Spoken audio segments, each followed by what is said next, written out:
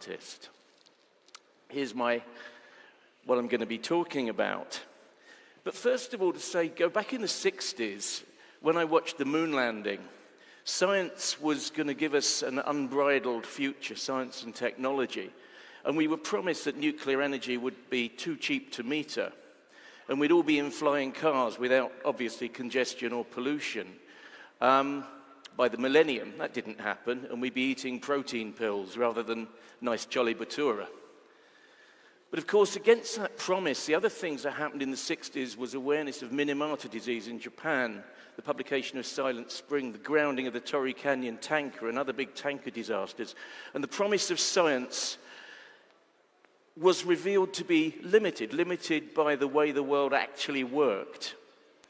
And in subsequent years, we realized it's not just the chemicals we make and how we make them, but the whole life cycle of the products that they go into that determine their sustainability, and are largely attributable to the range of problems that we're facing today, defining how we need to change in the future.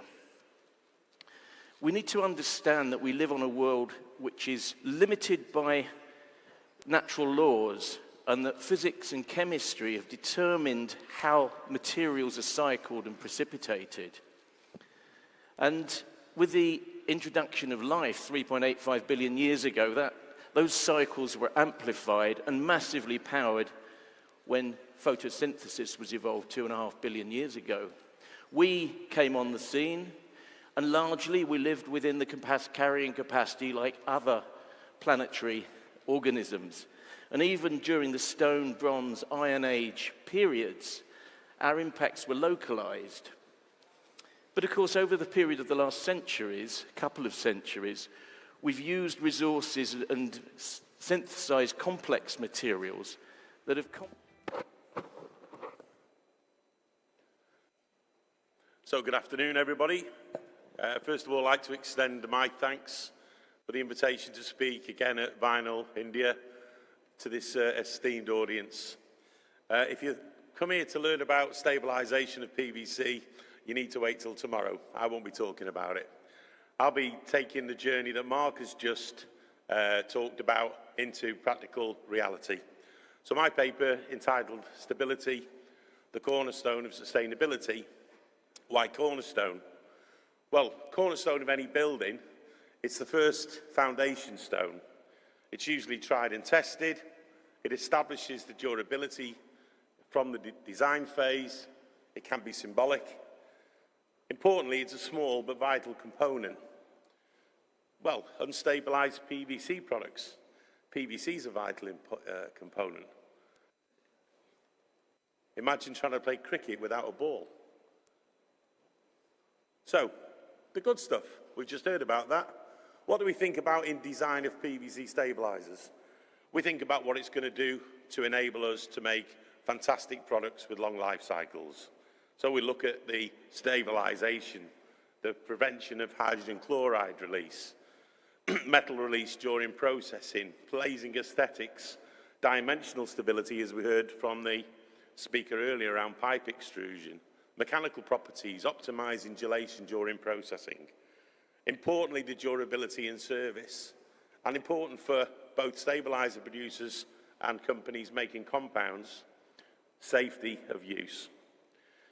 Competitive in operational use, minimizing scrap and waste, and importantly, as we move to a more circular economy, facilitating mechanical recycling without the need for further stabilization. So here, at this point, again, this cornerstone has provided positive contributions to millions and millions of tons of PVC product life cycles over many decades. Thank you.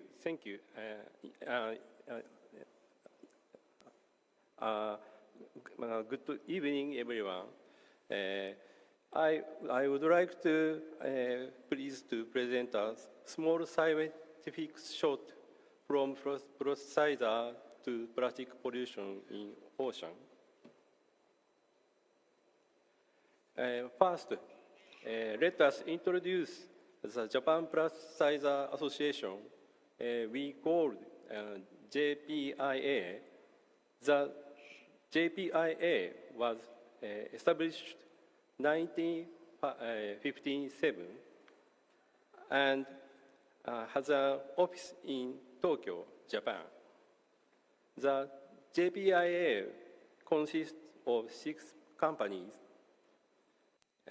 We are dedicated to sound growth of the plasticizer industry by focusing on science and providing information on the result of our activities. Next is about JPIA's organization. JPIA is organized by Environmental Committee under the Governing Board.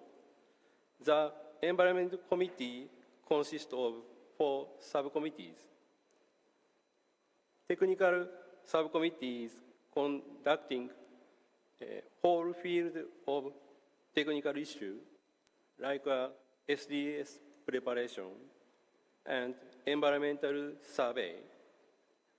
And phthalates subcommittee and AGIPA's subcommittees are conducting environmental and safety on the individual substance, like DEHP,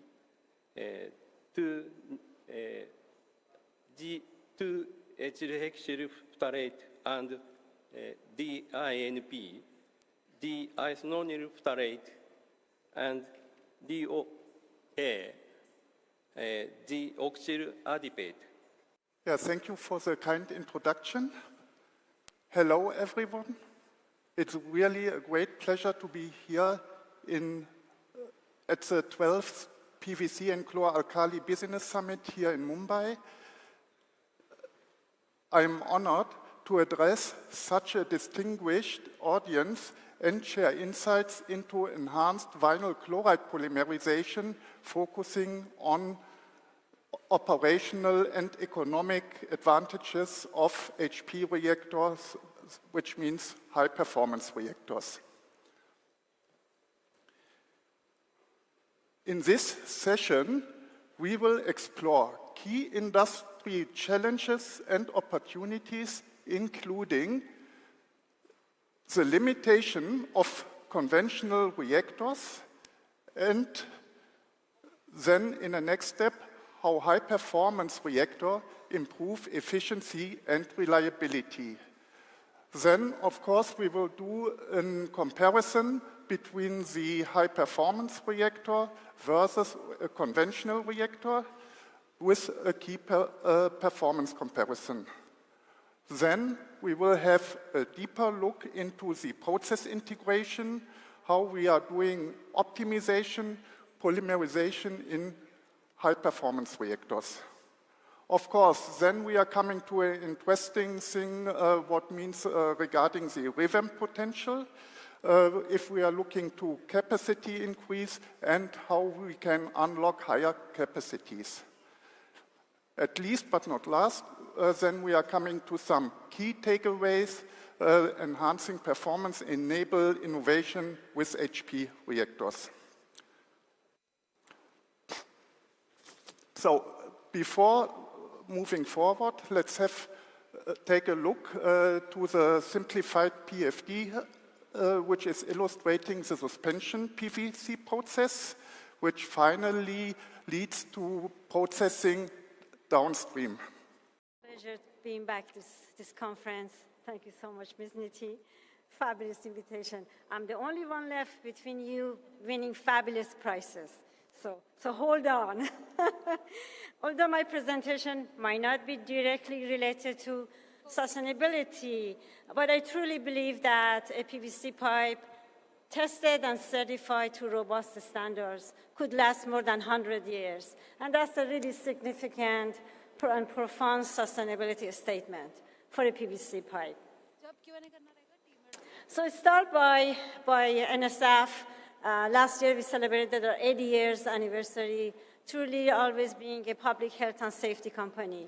A lot of numbers are here. I think most significant one is that we have published more than 160 standards. across the board from water, food, and variety of standards. And we have thousands of current regulators and industry that member of these joint committees to develop standards. I think that's a very significant part of the NSF mission. We are all over the world with the offices and laboratories and more than 40,000 clients that we serve across the globe. Our services from food division that they go through from the farm to fork, the safety of the food equipment that go through from the farm to the home.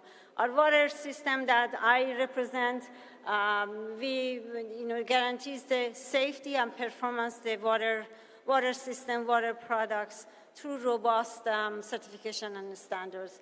Our life science divisions that deal with the regulations across the board. Our nutrition and personal care that includes dietary supplements and bottled waters and beverages certification. And the transport are our certification of the supplier of the cars and airplanes that assure the safety. So those are the main services that we offer. We also have an office in India. It started in 2008. So proud of our office here.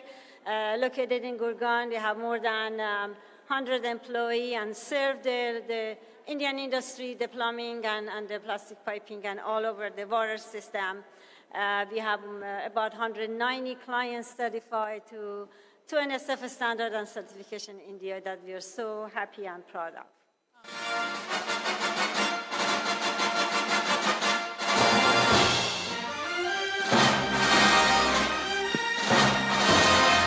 Next, the memento to Mr. Andy Jones, the Global Executive Committee for PVC from Baerlocher Group.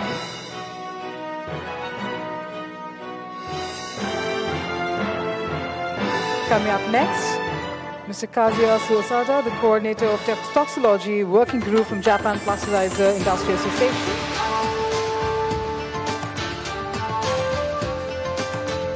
Mr. Peter Langen, the Principal Engineer Process Technology from thyssenkrupp.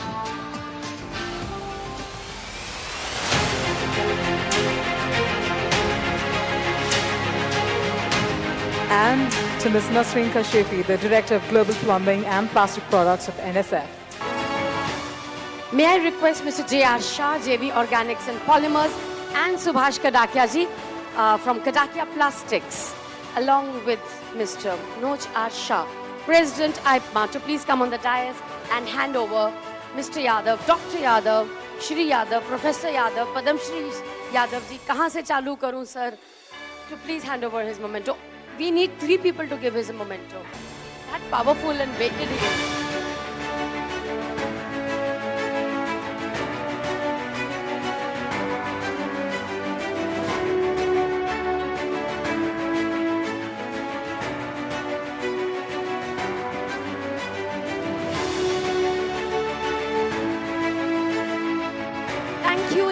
Lady and gentlemen. It's not ladies and gentlemen. Thank you, ladies and gentlemen. It's been a lovely panel, and what a befitting ending session for day 1 of the 12th Vinyl India International